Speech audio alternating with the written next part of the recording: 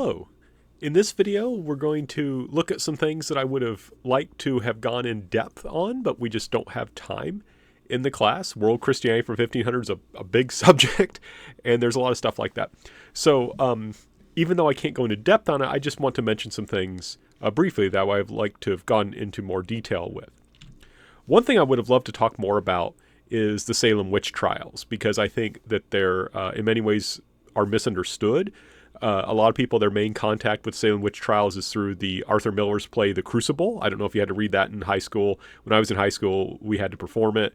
In class, so it was just us reading the lines. But I remember everyone had a lot of lines except me. I was like a guard, and I still remember my line. It was, "The deputy governor has arrived, sir." That was my one line. But that's a play that was really about McCarthyism and the Cold War. It used the Salem witch trials as a way to talk about that, but fundamentally, that wasn't what it was about. It was not about the Salem witch trials. It was about what was going on in the 1950s. It was just, this is a common thing people do when they're writing, is to put something in a different time period from one they live in order to criticize what's going on in their time period, which is fine in many ways. I don't want to be too critical of that approach, but the problem is it does sometimes prevent us from understanding the actual event that it's depicting. So one thing, for example, the Salem witch trials, I think a lot of times people approach this, they approach this from this idea, well, of course, there's no such things as witches, but this is absurd. These people are crazy because they thought there's witches, but there's no such thing as witches. Now, I object to this view from personal experience, because I went to college with people who said that they were witches and said that they could cast spells. So they existed. Those human beings existed. They considered themselves witches, and they claimed the ability to cast spells. And in this time period, there were people who did that. And I'm not saying, of course, you should go out and kill witches, not by any means. But what I am saying is that there were people in Salem and the surrounding area who claimed the ability to cast spells. And I remember in one case, there was a woman and a young lady, actually, wasn't an adult, but she basically a woman from outside her home was working in her home, and she was stealing stuff. And she said, if you tell your dad that you catch that I've been stealing, I'm going to curse you and you're going to die. And the young lady did tell her dad, and then she got sick and died. And so I don't think we can fault her father for thinking that maybe this woman who claimed the ability to cast a spell to be able to kill her daughter or kill his daughter, I don't think it's unreasonable for him to think that a witch killed his daughter when a witch said, I will cast a spell and kill your daughter. Right? And so this is one thing, is that sometimes we make these people crazier than they in fact were.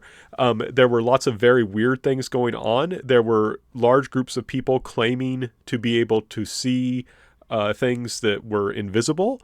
There were like I said, cases where someone would claim this ability to be able to cast spells. And so that completely kind of changes things. And another thing we don't look at is what's going on. A lot of these accusations were being brought by girls, I think, between like the ages of 12 and 15. And what was going on with them? Either we have to, were they manipulating people? Did they think that they were really possessed? And so forth. Like, there's a lot of things going on there that I think are fascinating to explain and to look at. And one thing that I think is particularly striking that we don't talk about much is that this was kind of the exception. People get this idea that this was common. It wasn't common. There was a whole bunch of legal structures that were in place to prevent this from happening. So basically it was interesting because you had a culture, a society that believed in witchcraft, but made it actually very difficult to prosecute any one individual for being a witch. And what happened was that there were often accusations of witchcraft, but they would be shut down. The government would say, well, you don't have legal proof. And what happened in the Salem witch trials was that you had non-lawyers. People often complain about lawyers. Lawyers are often very helpful because they help us maintain the law, and laws are important. But some non-lawyers who were basically put in charge of legal proceedings said that they would accept spectral evidence. And spectral evidence is when you say, I saw that person's spirit and that spirit attacked me. And that was problematic because what that meant was you couldn't really have an alibi. You could say, well, I was at home in bed when you were attacked, and my wife was there too, and she can vouch for me. And it's like, oh, no, you sent your spirit from your house to attack me, so your alibi doesn't work. And normally spectral evidence like that was not allowed in a court of law. But here you had non-lawyers who were in charge of this court of law, and they said, okay, you can bring that in, which is where a lot of the terrible things happened, because this was a terrible event. I'm not trying to minimize this. But I think that if we're going to study things like this, and this is so big in the people's popular imagination, people know so much or know about this without knowing much about it. I wish it's something I could have gone into more detail to talk about the complex issues involved. Another thing I would have liked to talk about more is the rise of Protestant Christianity in Latin America. As you can see from this graph, and I think these trends have continued. In 1910, 94% of people in Latin America considered themselves Catholic. And that number, and I think it's down even more now, by 2014, it was only 69%. And some countries, I think Honduras now is Protestant majority, not Catholic majority. And you can see the number of Protestants have gone way up, as has the number of unaffiliated. So this is a fascinating change that I would have liked to have talked more about, and it's happened differently in different countries in South and Latin America. Some countries have been much stronger about staying Catholic. Mexico, for example. Others, like Brazil, and Honduras, it's grown. Protestant Christianity has grown a lot. And so that would be an interesting thing to have looked at more, but I want to acknowledge that this is something that happened, right? I don't want us to think, I talk about Latin America and focus on Catholicism earlier, which makes sense because that was like 94%. But now there's these strong Protestant groupings. And another thing, though, that's important is that this is not simply that has caused some changes in Catholicism.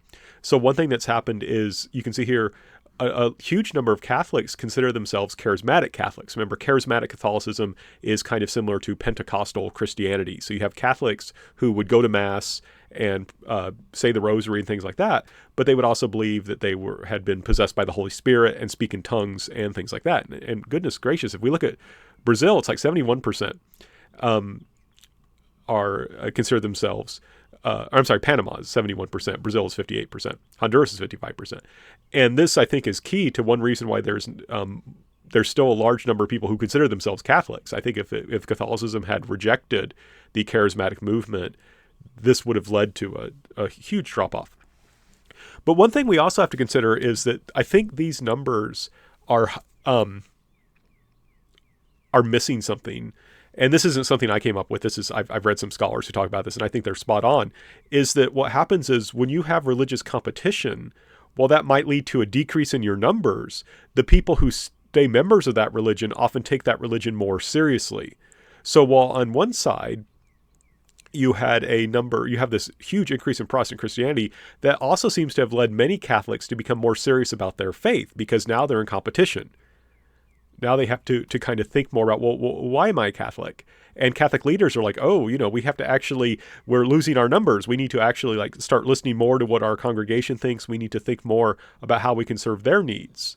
So and a lot of these people, not all, but a lot of the people who did leave Catholicism and become Protestants or unaffiliated weren't that devout of Catholics anyway.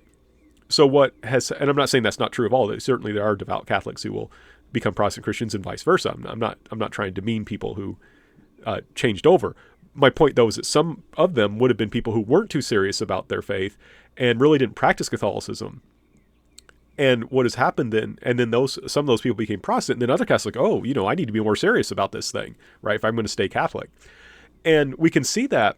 I know it's dipped down, but you'll notice that the number of priests, ordinations of priests, diocesan priests or priests that serve a particular diocese, a particular area, they've dipped down in Brazil and Mexico recently, but they were actually going up for a long period of time. And what that would seem to indicate is that more Catholics were taking their religion more seriously. So even though the number of Catholics, think about this, number of Catholics is going down, the number of priests is going up. Right. So what that means is there might be less Catholics, but the Catholics who are still there are saying, let's take our religion more seriously. Right. And that's pretty serious, becoming a Catholic priest, right? It means you're not going to be able to get married. It means a lot of different things. So that's something to think about. And it's strange because you think of Latin America, the vast majority of priests for a long period of time serving Latin America were actually Europeans, because Latin America didn't have enough priests, even though it was supposedly 94% Catholic. Right. Well, a lot of that Catholicism was very shallow. So on one side, you have growing Protestant Christianity in Latin America, decline of Catholic numbers in Latin America, but by some measures, an increase in the actual practice of those Catholics who choose to remain Catholic, which I think is interesting. And I think this graph shows it even more strongly. So it's a little complicated because North America, of course, includes Mexico. So let's just look at Central and South America. That's the pink part. You can see in 1970, there's not that many people being ordained, but you can see it goes way up, right? The number of ordinations are going way up. And so again, that means while there might be less Catholics, those who are there are developing their faith. So religious competition often encourages religious devotion, though it also leads to some people who just say, I don't have anything to do with religion, and a growing number of unaffiliated people.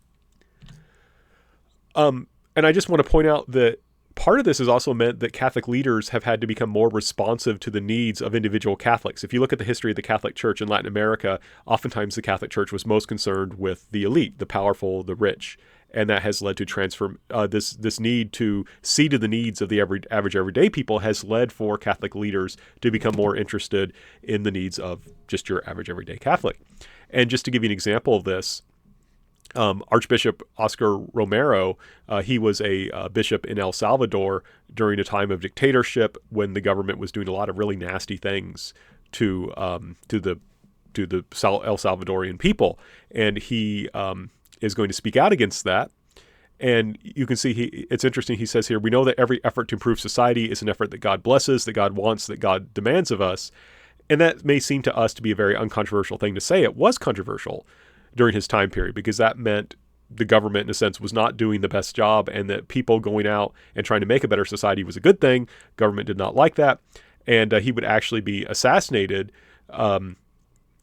during Mass. He would actually be saying Mass and be shot and killed, and is now a saint.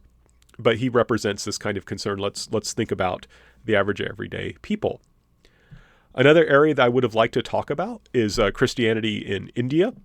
Christianity in India is fascinating. It's only about 2% of the Indian population. But remember, when you have like over 1 billion people, 2% is a lot.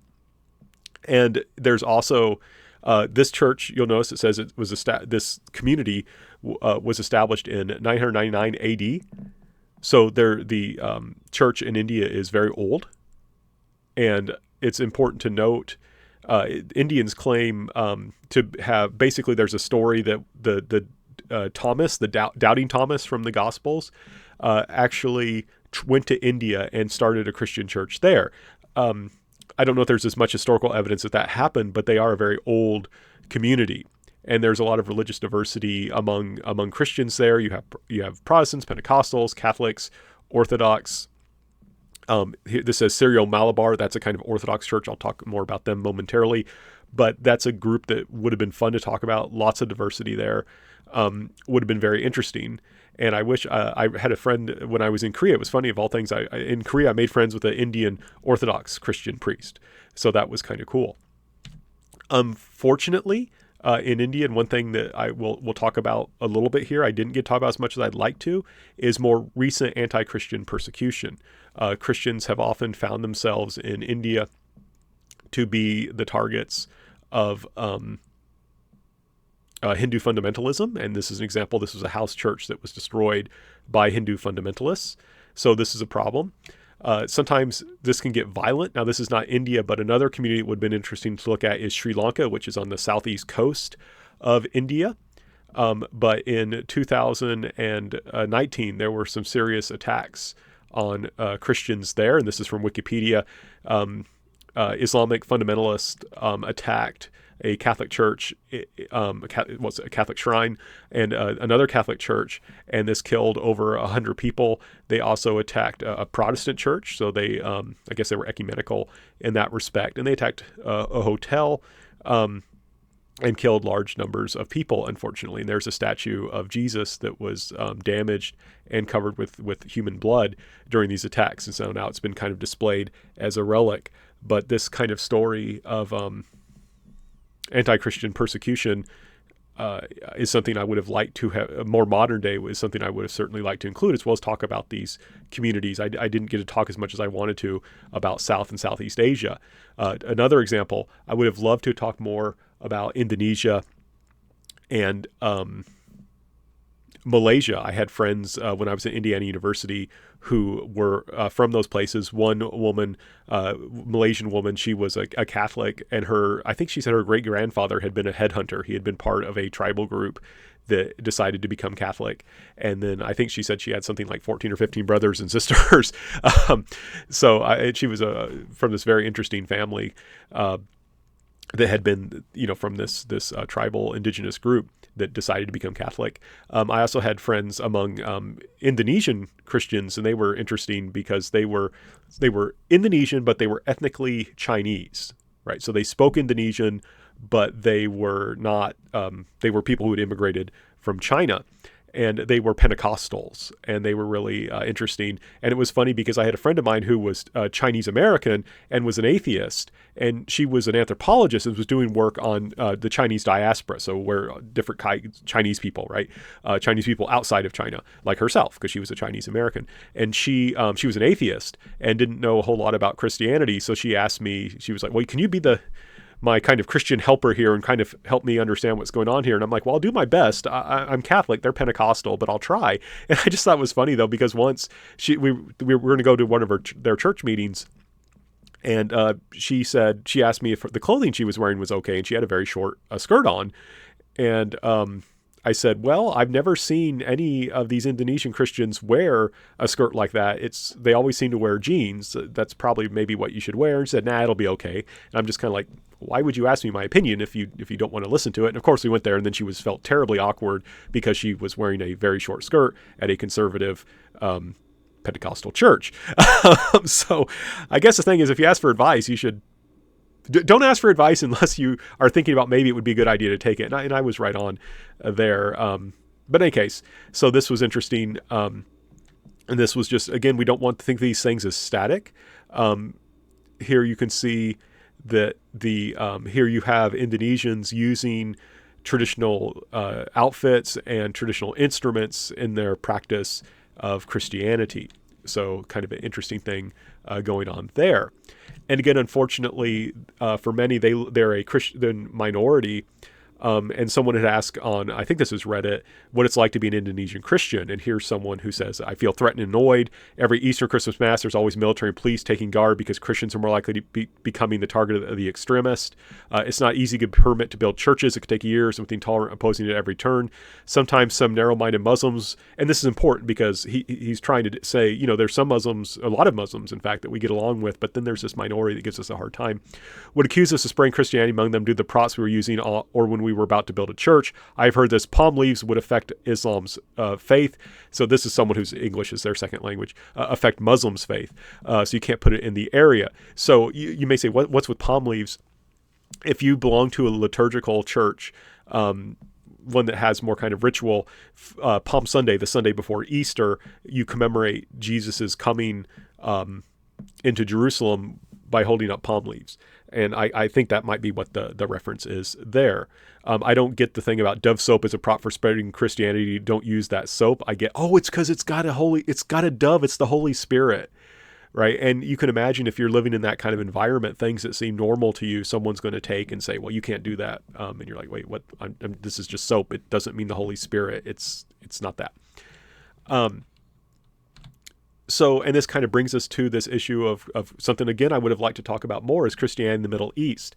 And one reason I didn't include a lot on it was just I couldn't find a whole lot, which disappointed me and kind of surprised me. But I guess we can kind of see why.